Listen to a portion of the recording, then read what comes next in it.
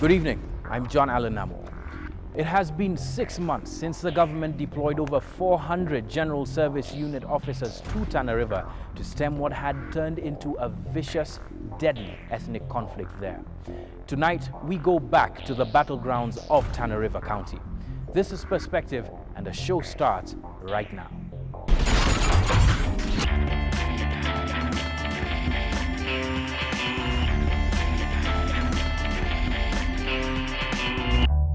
This week, we focus on headlines made by an American touring Africa who skipped the birthplace of his father. That, of course, is American President Barack Obama, and statements he made while in Senegal are the focus of this week's Headline versus Bottom Line.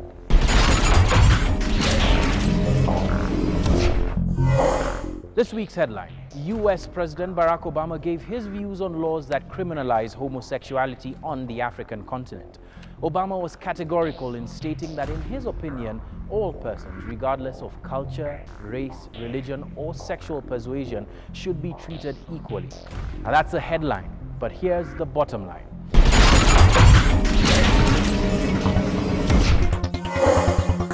Senegalese President Macky Sall, who was on hand to hear Obama's statement, gave a response complimentary to Obama's views, saying that the Senegalese do not discriminate against homosexuals. However, the rider to this came somewhere in his statement as well, and quote, "We are still not yet ready to decriminalize homosexuality," end quote. That statement rings true for a lot of Africans. Culturally, on this continent, homosexuality is deemed as unacceptable, and if Uganda is any example to read from, then it will be a long time before views on homosexuality change. However, the conversation around homosexuality seems to be picking up pace, with more and more Kenyans identifying themselves as either gay or lesbian. A large number of people are victims of sexual hate crimes because of their orientation, and now experts say that even the high incidence of sexually transmitted diseases in many communities is partly due to the stigma attached to homosexuality. Even on a subject as sensitive as this, aren't there some questions about homosexuality that can be addressed publicly? That's Headline versus Bottom Line for this week. 9 months ago, Kenyans began hearing of a far-flung village called Kilelengwani in Tana River County. From this and many other hamlets in the region, screaming headlines of bloody murder and the start of a bitter ethnic conflict would emanate. For close to now 3 months, the government was unable to stop the on-again, off-again conflict, finally deploying over 400 graduates from the General Service Unit to end the conflict. The 6 p.m. to 6 a.m. curfew imposed in various parts of the county underscored just how bad things had become. Soon after, the country would hear less and less from that region. Everything had returned to normal, or did it? 6 months on, that curfew is still in force, and peace is still elusive. Our senior reporter Ferdinand Omondi spent 1 week in Tana River County and now brings us this sobering report on a calm that has been mistaken for peace.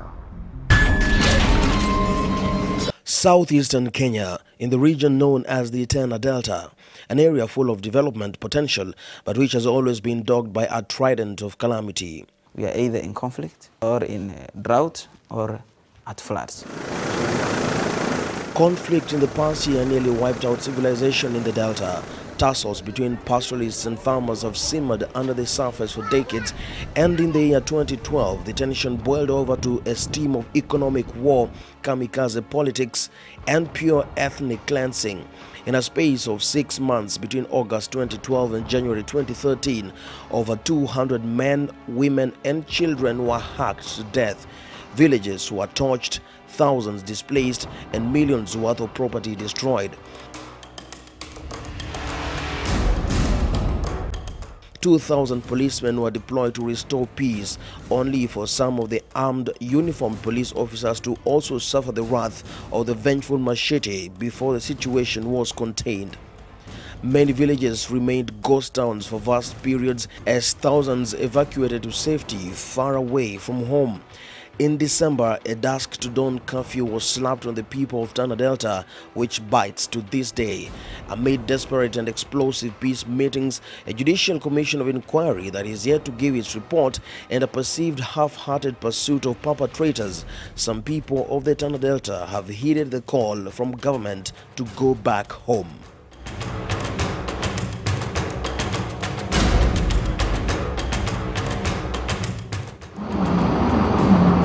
5 months down the line, KTN is back to the broken river to find out how the reconstruction is coming through and to figure out the translation of the screams gone silent. Is it peaceful again in Tana, or are they simply calm? We drive into a countryside so green thanks to the recent heavy rains, but we must find out whether the people too have turned over a new leaf.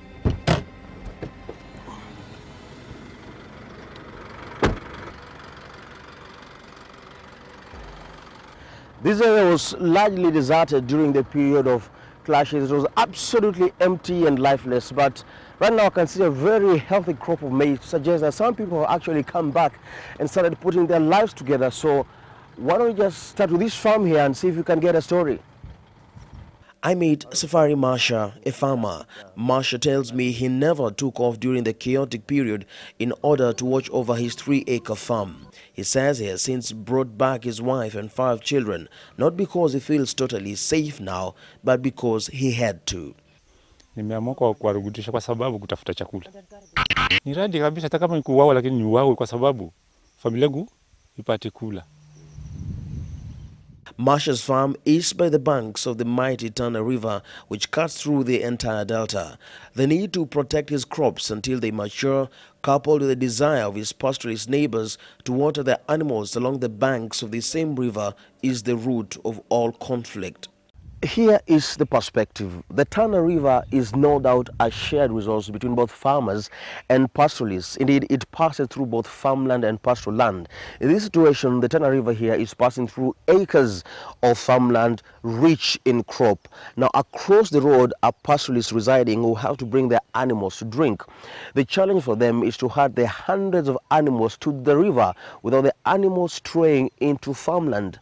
In many situations, some animals do stray and crops are destroyed, and when that happens, we have a situation.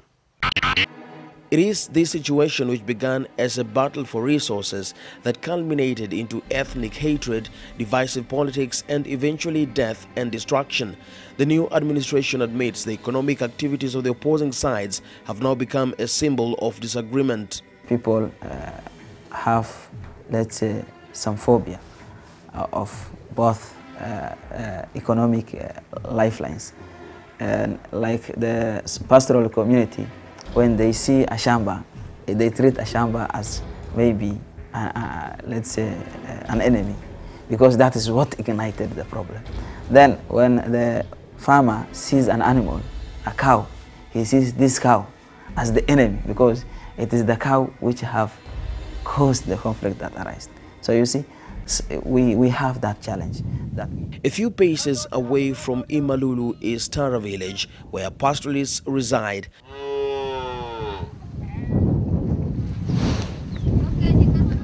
We arrive just as the cows are being taken out of their kraals to stretch the adult animals long gone in search of pasture.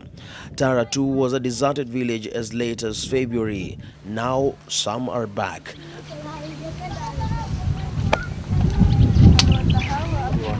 Among them is Bilal Adan. Memories of these senseless killings around his village still play in his mind as he holds a baby boy that survived the deadliest attack which occurred in Riketa village last August, where 52 died. Huyu kijana pia mamake ni mzaliwa wa Tara, aliuawa Riketa akiwa siku 40 huyu kijana. Na saa hii nyanyake ndio analea anaishi hapa Tara. The attack on Riketa village followed a raid on Cow where 3 died. It was a retaliatory attack as the farming community avenged the death of their own in Cow. Riketa is tens of kilometers away, but news of that horrific killing spree shook Tana Delta to the core, sparking off attacks and counter-attacks. At the height of the Tana Delta clashes, Semikaro was one of the hottest zones. At least 50 people died in 3 villages beyond this line here. Semikaro was one of the many schools which were shut down, and in fact this particular school was turned into a police camp from where they would go and do their patrols and manage the curfew. Across the road is Semikaro Dispensary, which was also turned into a temporary IDP camp for tens of people. Now right here across this road was a barrier manned 24/7 by GSU servicemen armed to the teeth. Nobody in, nobody out, because beyond this road, terrible things were happening. In Chamwana, a village of farmers where at least 12 died, a woman is still traumatized by the events of that night. Her crumbling house remains a constant reminder of the night people she says she knew came for her life. The walls of her degrading house are still riddled with holes from bullets that targeted her. Kwa nikiangalia na huu mlango ukiwa umefungwa kwa mwanya, nikiangalia na mlango wa nyuma, vile tulikuwa tumezingirwa hapa, haikuwa rahisi. Zile bunduki zilikuwa hapa hii siku. Hii nyumba hata ilidungwa marisasi mengi sana. Hizi mabati zilikuwa zimetobolewa kila hali kwa sababu walikuwa wanajua niko hapa ndani. Na wananijua kwa sababu mimi nafanya kazi ya community. So walikuwa wana umuhimu na mimi lazima waniue. Walikuwa wananiita na jina kabisa. She survived the night, but as the deaths were counted, she discovered her relatives were not as lucky. Mimi mwenyewe nimepoteza mashemeji wawili. Mimi mwenyewe nikapoteza dadangu wawili. Mimi mwenyewe nikapoteza kijana wa dadangu. That storyline replicates itself in Kilelengwani, a pastoralist village. Here, 38 people died, among them 9 policemen. Raiders tracked hiding women and children in Kilelengwani school and slaughtered them mercilessly. The village is dotted with patches where houses used to stand, where an entire family was swept away. Shells of the houses stand defiantly like dark monuments. It was no longer a face-off for resources. It was a blood-curdling killing competition. Kwa tuko ndani, bwana alikuwa hapa, alikuwa watoto, wanawake, waume wote, watu walikuwa wamekufa hapa. Na maisha yangu sijamwona vita kila sehemu iko, hata Molo, hata Tarariva alikuwa Somali wamepigana, lakini sikuona watoto na mwanamke. Watoto mezaliwa, mwanamke kondana nyumbani mezaliwa kuwawa. People who lived as neighbors turned on each other like beasts. It wasn't just about the people. Where possible, they tried to paralyze each other economically. Pastoralist raiders destroyed crops, while attackers from the farming communities hacked animals to death. Now they are back, trying to piece their lives together and to live harmoniously once again. But the return home has brought into sharp focus the reality of life after war. Penniless and homeless, life has become almost unbearable. In both sides of the divide, the people are hungry. A local administrator around the Semikaro area says the last time they saw food aid was in April. Kuanzia hapo imekuwa hakuna chakula. Watu walikuwa kitumia maembe kuuza, kukidhi haja zao za mafuta maji. Hayo maembe walikuwa kipika. Hata juzi kama mtu wa Red Cross angekuwa hapa, alithibitisha alishika watu ambao wanaponda mbegu yenye dawa, yenye sumu. Alipoulizwa huyo mama amesema shida kubwa ni njaa. Ndio mimi nikaanza kuponda hii nioshe, akamwambia hii itakuwa na athari. The food situation is epitomized by what we witnessed at Semikaro Primary School, which has since been reopened after security officers who camped here moved to a permanent base. The pupils have to make do with a meal of boiled maize alone as their lunch. A balanced diet is a huge luxury.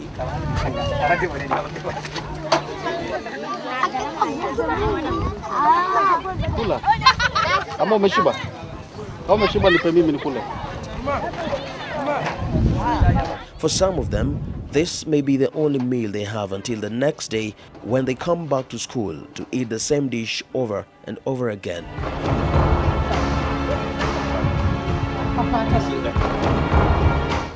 Back in the villages, the Kenya Red Cross is assisting people to reconstruct their houses. The organization's regional disaster management officer reckons life is slowly coming back to normal, one house at a time.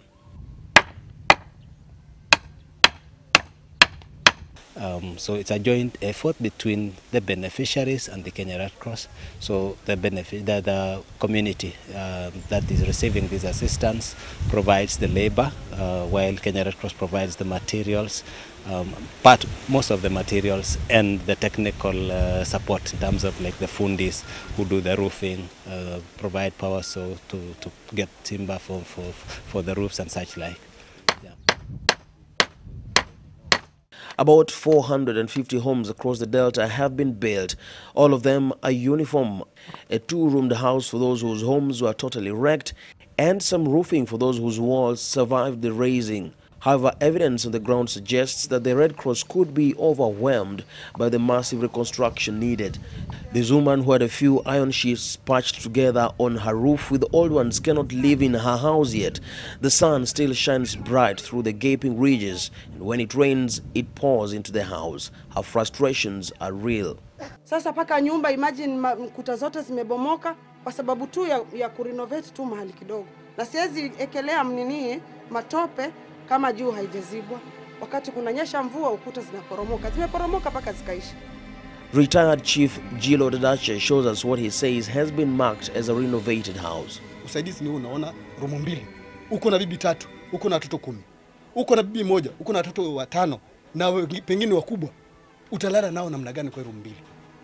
Most houses still lack doors and windows, and with most of their resources destroyed or vandalized during the clashes, even buying a door is an enormous financial ask.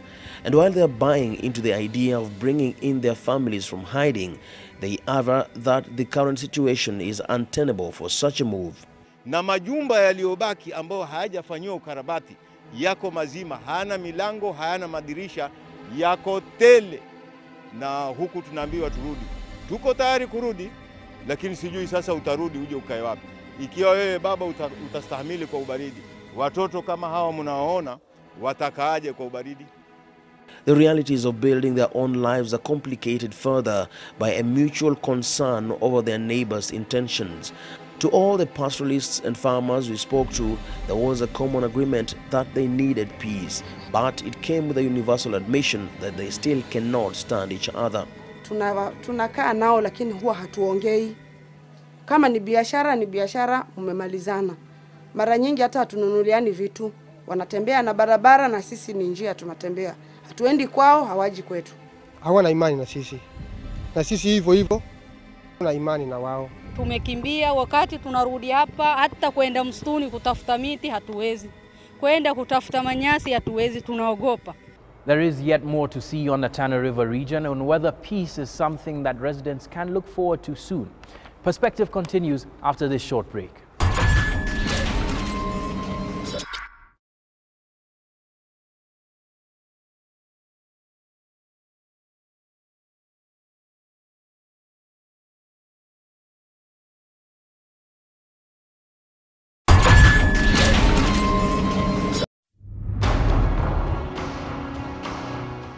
The magnitude of the conflict that occurred was so high.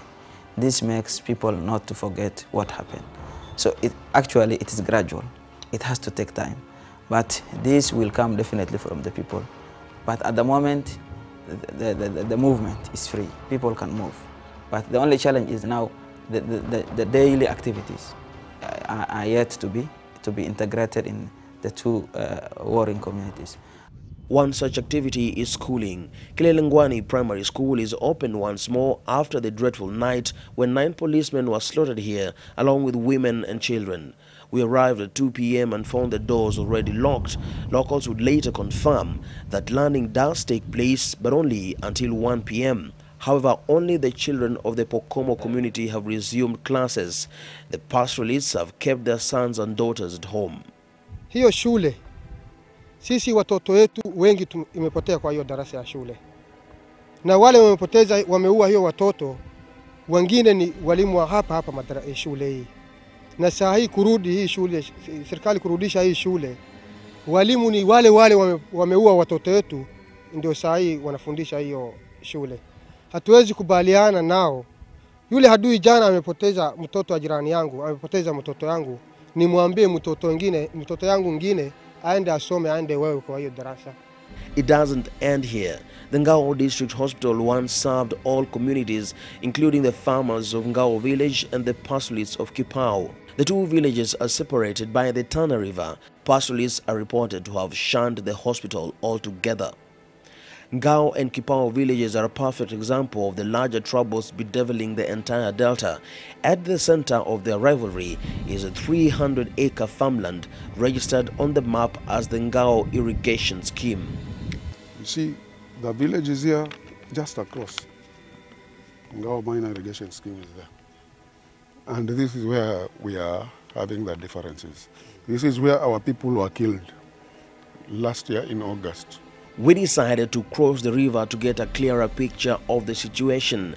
There, an elder showed us an expansive farm which he says was a thriving irrigation scheme started back in the 70s as a community project before Danish donors came in and modernized it. Walisaidiwa, wakaletewa tractor, wakaletewa water pumps, na kulikuwa hata mfanyikazi mmoja volunteer kutoka Japan anaitwa Masato Tamura. Alipokuja akiona hii project inaendelea vizuri, na yeye pia aliwaletea water pump. The project was reportedly abandoned in 1996 when the scheme was overflooded during the 1996 El Nino rains. The government of Kenya reportedly took over the scheme from when it died. Evidence of a once thriving scheme still stands tall in the land, including pump houses and shells of tractors that used to till the land. During the lull, new administrative locations were created and Ngao and Kipao villages were separated by the river under two locations. Ngao irrigation scheme now lies in Kipao location and the pastoralists are claiming it. The government's task is now to determine whether the new boundaries are purely administrative or whether land ownership changed. It is conflicts like these which, if unresolved, lead to bloodletting. 4 people from Ngao village were killed after crossing the river. After crossing to go to look for their own livelihoods. Now, up to this moment, there is no person from Ngao who is crossing there. Kipao village itself was attacked in December. Over 30 people died. However, for the first time in the Tana Delta, 9 attackers were among the dead, and the Kipao people identified some of them as their neighbors. That, coupled with the unresolved conflict at the defunct irrigation scheme, has made reconciliation all the more difficult. Yet, these people actually tried negotiations before it went out of hand. KTN has obtained copies of letters written by both Kipao and Ngao elders beseeching the provincial administration to act on the stalemate before it spilled over. According to the residents, government officials pulled their legs over the matter. Less than a month later, over 40 people died. In December, the government slapped a dusk to dawn curfew to help curb the tension. 6 months down the line, that curfew is yet to be lifted. However, the economic throttle has been felt not at the trouble spots, but where the conflict least happened. This is Garsen town. By day, it is bustling with activity. However, as the sun makes its way to the west, all business is cut short as residents scramble to beat the clock home.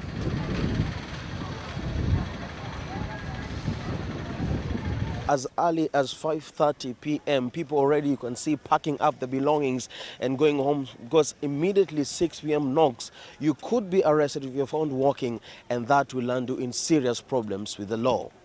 The restriction has become a nightmare for businessmen and women who used to depend on Garsen's buoyant nightlife to maximize profits. Biashara yangu hata faida, hata nyumba karibu nisindo kulipa saa hii. Kulingana na biashara bila iko chini. Bila tulikuwa tunauza mpaka saa 8, saa hii hatuwezi uza. The locals themselves are feeling the pinch of being restricted behind closed doors for 12 hours a day for the past 6 months. Hata ukiwa na mgonjwa wako unataka kumnunulia dawa dukani, inakuwa ni tabu sana, hakuna kupata dawa, mgonjwa inabidi akae hivyo na ugonjwa wake mpaka kesho asubuhi. Hata saa nyingine wakina mama kishika uchunga kuzaa, hatuwezi peleka na magari kwa hospitali sababu tunaogopa kafi. Wakina mama pia wana shida upande kuzaa. Imetusumbua sana bwana. Hata inaelekea mwaka mmoja sasa. Sasa nashangaa kuna kafi ya mwaka mzima bwana. policemen we spoke to on condition of anonymity have also expressed wariness towards consistent arrests of people caught flouting the curfew, arguing that it has strained relationships with locals. The shopkeeper agrees. Ikifika wakati wa kutoroka askari, unaona hiyo ni makosa kubwa. Na una dhambi, mimi nikimuonea pale nafunga milango yote kwa nguvu. Hata kama anakuja kuninunulia mimi nafunga mpaka nitetee akiwa nje. And as the month of Ramadan approaches, it is the prayer of the Muslim community here in the Tana Delta that the curfew may be lifted so that they can conduct their prayers and fasting activities with ease. Back in the most affected zones, both farmer and pastoralist is in dire need of assistance to get back on their feet. The new county government has created a cohesion and special programs docket through which it hopes to piece together their physical and emotional lives. And they know it is difficult to talk peace with a hungry, angry man. Through the donor funds, we have already got $500,000 US from UNDP, and hopefully through our stay, we will see how we can go several other places to ensure that we get this support. Once we get this support, we are thinking of restocking those who lost their animals, and also giving seedlings and also water and all sorts of facilitation. In the meantime, several peace committees have been convened to help bring them back together. In some areas, the rival communities are meeting, while in others, they still cannot stand the sight of each other. The situation is not helped by how the police have handled most recent cases. Last month, locals reported 2 incidents where a man was shot dead with an arrow and another on a motorbike hacked by assailants. The latter is still admitted at the Coast General Hospital. Yule aliyeua kijana na mshale ndio alivunja seli akaenda. Paka leo serikali hawajui yuko wapi. Unakuta mambo ni kama kawaida. Naweza dunga mwingine mkuki, atakufa, hakuna hatua inachukuliwa. Mimi nikishikwa nikiingizwa seli bado nitavunja seli nitaenda. An uneasy calm hovers over the Tana Delta. The General Service Unit has since set up permanent police camps across the Delta to keep the peace.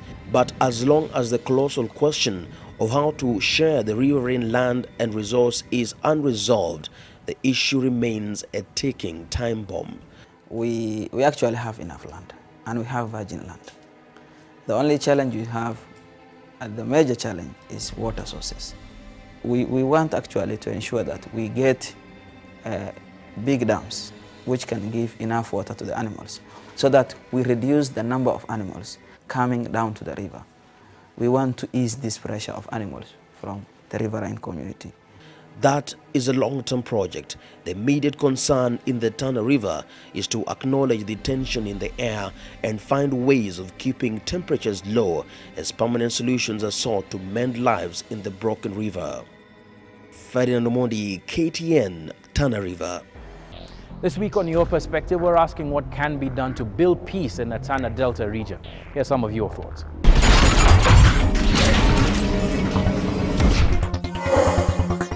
We are brothers and sisters in Kenya. Despite the 42 tribes, we need each other.